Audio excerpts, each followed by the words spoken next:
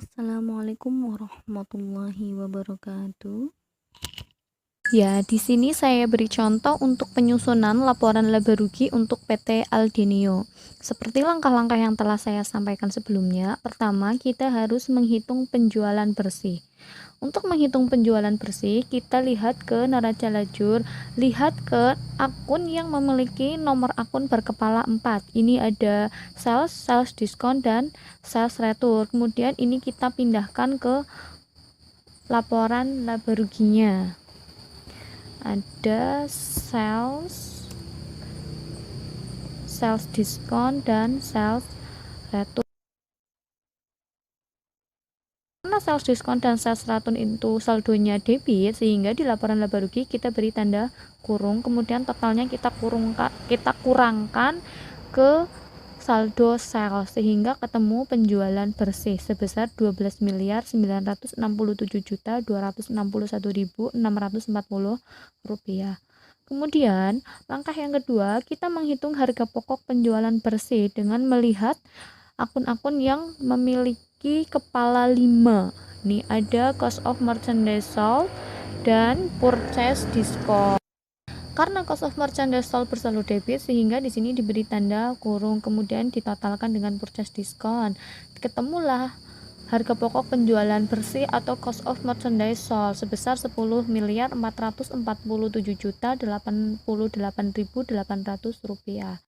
Setelah diketahui penjualan bersih dan harga pokok penjualan bersih, di sini kita dapat menghitung gross profit atau laba kotor dengan cara penjualan bersih dikurangi harga pokok penjualan bersih sehingga ketemu laba kotor 2.520.172.840 rupiah. Langkah yang selanjutnya, kita menghitung operating expense atau beban usaha dengan cara melihat akun-akun yang memiliki nomor akun berkepala 6. Ini ada cukup banyak ya. Jadi untuk akun-akun yang berkepala 6, semuanya kita masukkan ke dalam kategori operating expense atau beban usaha. Karena bersaldo debit sehingga kita beri tanda kurung semua, kemudian kita totalkan, ketemu total beban usahanya 1.031.634.204 rupiah. Kemudian dari sini kita dapat menghitung operating profit atau laba usaha dengan cara laba kotor dikurangi dengan total beban usaha, ketemu laba usahanya 1.488.538.636 rupiah. Setelah ini kita hitung untuk other income dan other expense. Pertama kita hitung dulu other income atau pendapatan di luar usahanya dengan melihat akun-akun yang memiliki nomor akun berkepala 8. Di sini ada interest income, freight collected, late fees collected, dividend income, dan gain loss on sale of fixed asset. Nah, untuk gain loss ini kalian harus jeli, harus teliti. Apakah perusahaan mengalami laba penjualan aset tetap atau rugi penjualan aset tetap?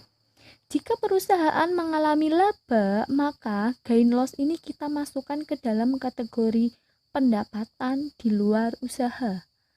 Tapi jika perusahaan mengalami rugi penjualan aset tetap, gain loss ini kita masukkan ke dalam kategori beban di luar usaha. Ya, karena PT Aldenio itu mengalami rugi penjualan aset tetap, sehingga gain loss-nya itu kita masukkan ke dalam kategori beban di luar usaha. Nah, untuk pendapatan di luar usahanya ini kita totalkan ya. Ketemu totalnya 61.204.540 rupiah. Untuk other expense-nya kita lihat akun-akun yang memiliki nomor akun berkepala 9 tetapi yang tidak ada istilah teksnya. Ini ada interest expense dan bank service charge. Nah, jadi untuk other expense-nya ada gain loss karena tadi perusahaan mengalami rugi penjualan aset tetap, ada interest expense dan bank service pajak. Kemudian kita totalkan, ketemu beban di luar usahanya Rp50.494.296. Kemudian kita totalkan pendapatan di luar usaha dikurangi dengan beban di luar usaha, ketemu hasilnya Rp10.710.244. Setelah ini, kita dapat menghitung earning before tax atau laba sebelum pajak dengan cara laba usaha ditambahkan dengan tadi total penjumlahan antara pendapatan di luar usaha dan beban di luar usaha. Ketemu laba sebelum pajaknya Rp1.499.248.880. Selanjutnya, teks. Kita menghitung total beban pajak dengan melihat akun yang berkepala 9 tetapi yang ada istilah teksnya saja. Di sini ada 2 beban pajak, kemudian kita totalkan sehingga total beban pajaknya Rp203.8.704. Nah, setelah ini kita baru dapat menghitung earning after tax atau laba setelah pajak dengan cara laba sebelum pajak dikurangi total beban pajak. Ketemu hasilnya Rp1.296.240.176. Ini adalah laba setelah pajak. Laba yang ada di laporan laba rugi ini harus sama dengan laba yang ada di neraca lejur atau worksheet.